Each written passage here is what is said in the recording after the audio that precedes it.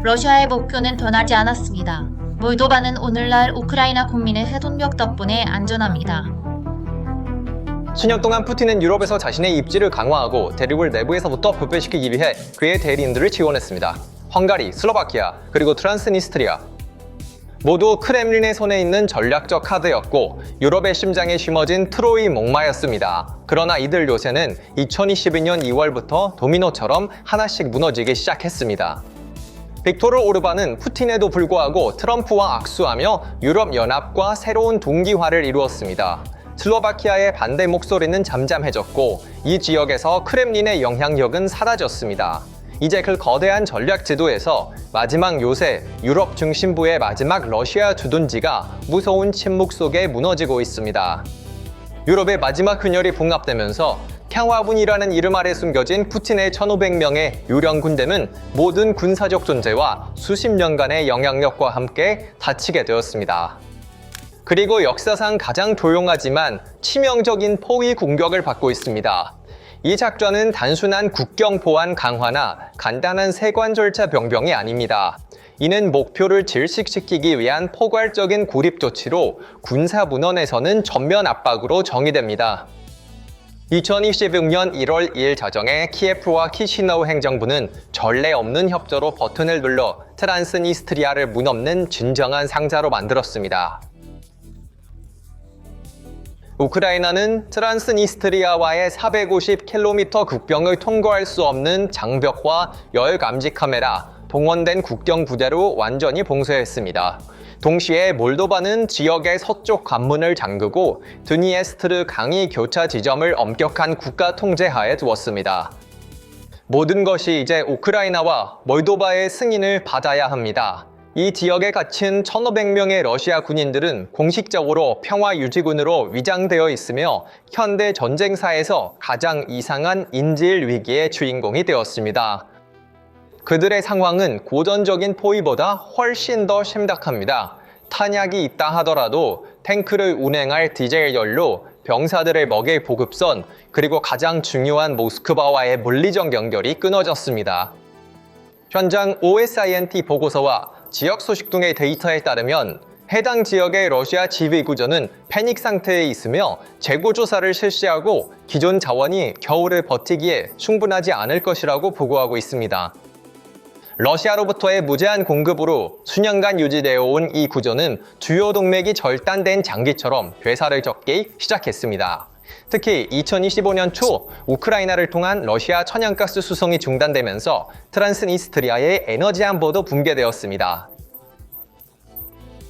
푸틴의 장군들이 지도를 볼 때 그들은 무서운 현실에 직면합니다. 그곳에 가서 병사들을 구출하거나 지원할 물리적인 방법이 없습니다. 몰도바와 우크라이나의 영공이 러시아 항공기에 폐쇄되어 있어 공중으로 보급할 수 없으며 어떤 위반도 그들을 방공 시스템의 정당한 목표로 만들 것입니다. 우크라이나 군대가 오데사선을 요새로 만들었기 때문에 그들은 육로로 접근할 수 없습니다.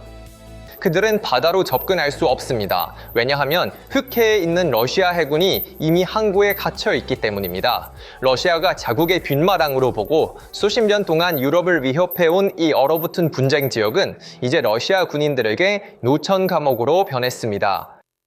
모든 회색 무역 경로, 밀수 경로, 비공식 공급선이 제거되었습니다. 봉쇄의 기술적 차원을 살펴보면 이것이 군사 인력뿐만 아니라 지역의 전체 경제 구조를 목표로 하고 있음을 알 수 있습니다. 트란스니스트리아의 국가 구조는 전적으로 러시아의 보조금과 밀수에 의존하고 있었습니다. 이제 키시너우의 새로운 관세법과 우크라이나의 국경 폐쇄 덕분에 분리주의 행정부의 세금 징수, 급여 지급, 공공질서 유지 능력이 무너졌습니다. 러시아와 가까운 것으로 알려진 과도 정치가와 지역 권력자들이 탈출 경로를 찾고 있으며 군 주둔지 내에서 규율 문제가 증가하고 있다는 정보가 유출되기 시작했습니다. 이는 군대가 싸움이 아닌 단순히 그 자리에 있고 기다림으로써 패배하는 드문 순간 중 하나입니다. 총알 한 발 쏘지 않고 미사일 한 발 발사하지 않고 러시아의 동유럽에서 가장 전략적인 군사 주둔이 물류 봉쇄로 인해 무력화되고 있습니다. 물류 봉쇄로 인한 물리적 파괴는 사실 훨씬 더 큰 심리적 지진의 전조에 불과합니다. 지역에 있는 1,500명의 러시아 군인들에게 상황은 군사 임무라기보다는 불확실한 다택 연금으로 변했습니다. 이 군인들은 모스크바가 그들을 구출할 능력이 없다는 것, 크렘린이 우크라이나 전선에 발이 묶여 있다는 것, 그리고 그들을 위해 두 번째 전선을 열 힘이 더 이상 없다는 것을 잘 알고 있습니다. 통신 채널을 통해 유출된 정보에 따르면 주둔진의 사기는 붕괴 수준에 이르렀습니다. 군인에게 가장 두려운 시나리오는 적과 싸우는 것이 아니라 적에게 둘러싸인 채 잊혀지는 것입니다. 이것이 바로 현재 트란스니스트리아에 있는 러시아 부대가 겪고 있는 버림받음 증후군입니다. 그들은 푸틴의 전략적 체스판에서 희생된 둘이 되었습니다. 이 상황의 파급 효과는 군 막세만 국한되지 않습니다. 이는 또한 트란스니스트리아의 민간인과 지역 경제에 파괴적인 쓰나미 효과를 일으키고 있습니다. 수년 동안 러시아가 우리를 보호할 것이다, 러시아가 우리에게 가스를 줄 것이다 라는 약속에 안심했던 사람들이 이제는 차가운 라디에이터와 텅 빈 슈퍼마켓 선반을 마주하고 있습니다. 러시아 가스의 차단은 이 지역의 산업시설을 멈추게 했으며 특히 몰도바 전력의 상당 부분을 공급하는 대규모 발전소가 영향을 받았습니다. 이는 이 지역 사람들에게 다음과 같은 메시지를 보냅니다. 러시아는 더 이상 보증인이 아닙니다. 러시아는 이제 짐입니다. 모스크바가 제공한 번영과 안전의 인위적인 환상이 파괴되었습니다. 사람들은 주머니 속 러시아 여권이 그들을 따뜻하게 해주지 않으며 크렘린에서 나오는 선전이 그들의 배를 채워주지 않는다는 것을 쓰라리게 경험하고 있습니다. 더 넓은 관점에서 보면 이 봉쇄는 러시아의 동결된 갈등 전략의 실패입니다. 수십 년 동안 푸틴은 아파지아에서 오세키아, 돈바스에서 트란스니스트리아까지 분리주의 지역을 구소련 국가들을 통제하기 위한 지렛대로 사용해왔습니다. 그러나 우크라이나와 몰도바의 대담한 움직임은 이 지렛대 메커니즘의 톱니바퀴를 부수었습니다. 트란스니스트리아는 더 이상 몰도바가 유럽연합에 가입하는 것을 막는 족쇄가 아닙니다. 대신 러시아의 약점을 보여주는 사례가 되었습니다.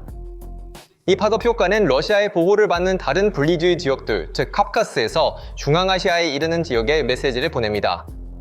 그날이 오면 크렘린은 당신을 보호할 수 없을 것입니다. 이것은 러시아 제국주의에 관해 박힌 가장 구체적인 못 중 하나입니다. 게다가 우크라이나에게 이 상황은 남부 측면의 안보 측면에서 중요한 승리입니다. 오랫동안 오데사의 등을 찌를 가능성이 있었던 이 단검은 이제 무뎌졌습니다. 우크라이나 군대는 이제 트란스니스트리아 국경에 배치해야 했던 병력을 동부 전선이나 더 중요한 지점으로 이동시킬 여유가 생겼습니다. 러시아가 이 지역을 이용해 몰도바에서 쿠데타를 일으키거나 남쪽에서 우크라이나를 포위하려는 계획은 실패했으며 전략적 주도권은 완전히 키이우와 키시노우의 손에 넘어갔습니다. 이 지역의 러시아 군사 주둔은 위협적인 세력에서 생존을 위해 고군분투하는 난민 집단으로 변모했습니다. 푸틴에게 이것은 단순한 군사적 패배 이상입니다. 이는 완전한 명예의 재앙입니다. 물류봉쇄는 크렘린이 직면한 유일한 문제가 아닙니다. 진정한 악몽은 모스크바를 뿌리째 흔든 키시노우 자체에서 나온 성명과 함께 정치적 무대에서 시작되었습니다. 몰도바 대통령 마이야 산두는 수년간 외교적 예의로 무시되었던 금지된 카드를 사용하고 자신의 카드를 테이블에 올려놓았습니다.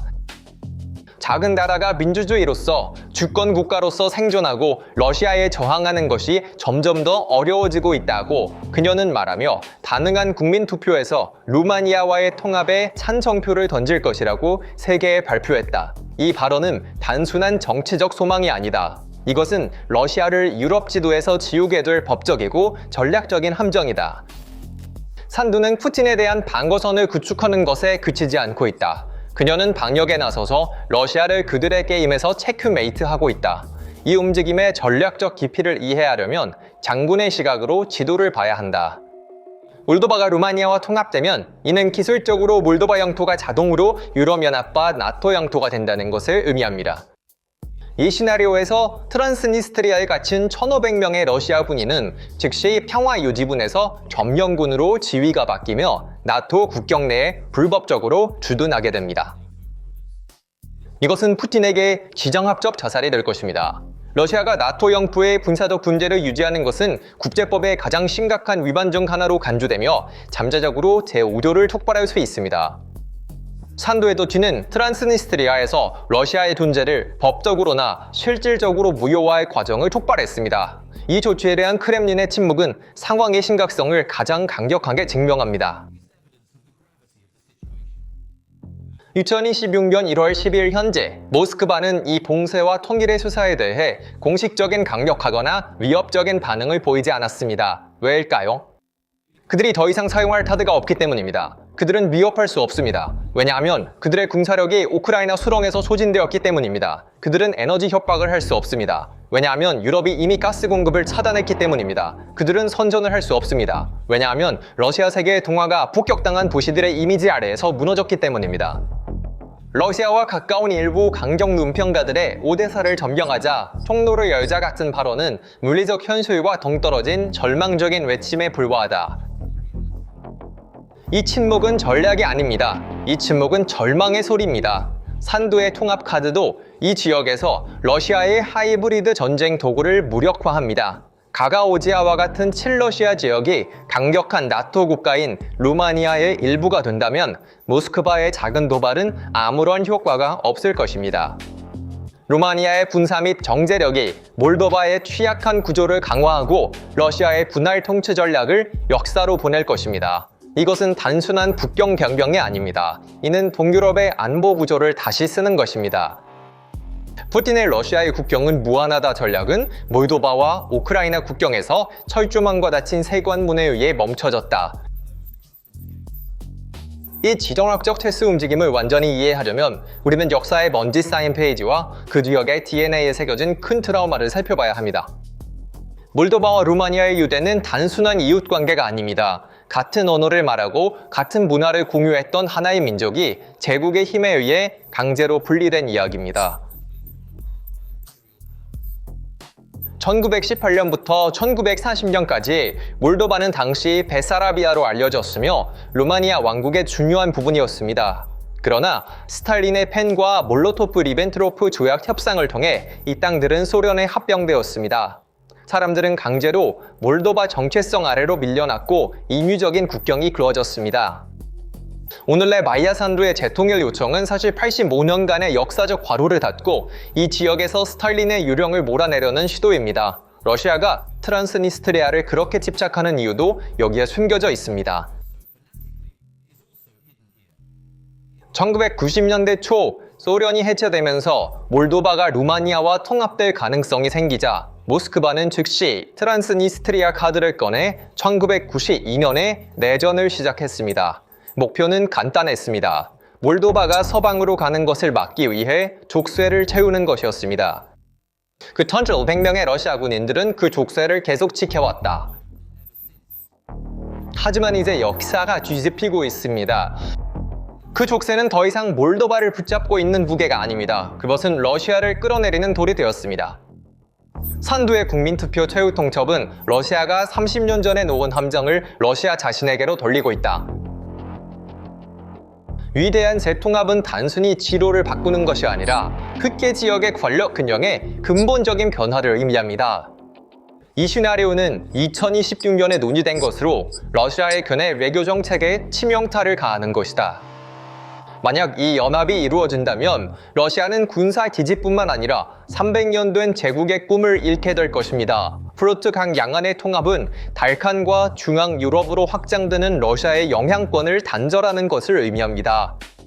이것은 푸틴이 러시아 영토를 재통합한 지도자가 아니라 러시아의 영향권을 잃은 지도자로 역사책에 기억될 것이라는 가장 구체적인 징후입니다. 역사는 때때로 천천히 흐르지만 방향이 바뀌면 제국조차도 휩쓸어 버립니다. 그리고 지금 흐름은 모스크바에 반대하고 부쿠레슈티와 키시너우에 유리하게 멈출 수 없는 속도로 흐르고 있습니다. 그때까지 난공불락의 크렘린 요새로 여겨졌던 트란스니스트리아, 유럽의 심장부에 꽂힌 러시아의 총검이 이제는 버려진 유령선에 불과하다. 모스크바의 오만한 침묵은 사실 다가오는 종말을 받아들이는 것이다. 푸틴의 안전과 안정에 대한 약속은 드메스트르 강변에서 그리고 우크라이나의 계단에서도 무너졌습니다. 그날 밤 봉인된 국경은 단지 군인들의 통과를 상징하는 것이 아니라 한 시대의 종말을 의미합니다. 러시아의 유럽 국경은 이제 탱크가 멈추는 곳이 아니라 서방의 결의가 시작되는 곳에서 끝납니다. 그리고 크렘린의 가장 큰 두려움이 현실이 되었습니다. 압박은 굴복이 아니라 잔결을 가져왔습니다. 포위된 1,500명의 군인은 사실 러시아의 지역적 야망에 대한 인질입니다. 산도의 대담한 움직임과 우크라이나의 철권 사이에 갇혀있던 이 마지막 요새가 이제 무너졌습니다. 지도가 영원히 바뀌었습니다. 메시지는 명확하고 결정적이며 되돌릴 수 없습니다. 전명은 끝났습니다. 도망칠 곳도 숨을 항구도 남아있지 않습니다. 전쟁은 단지 러시아의 문턱에 온 것이 아니라 러시아의 집을 빼앗아갔다. 그래서 이 문제에 대한 당신의 생각은 무엇인가요? 댓글로 의견을 공유해주세요. PPR 글로벌의 특별 분석에 대해 계속 정보를 얻으려면 채널을 구독하고 알림을 켜는 것을 잊지 마세요. 저희를 선택해주셔서 감사합니다.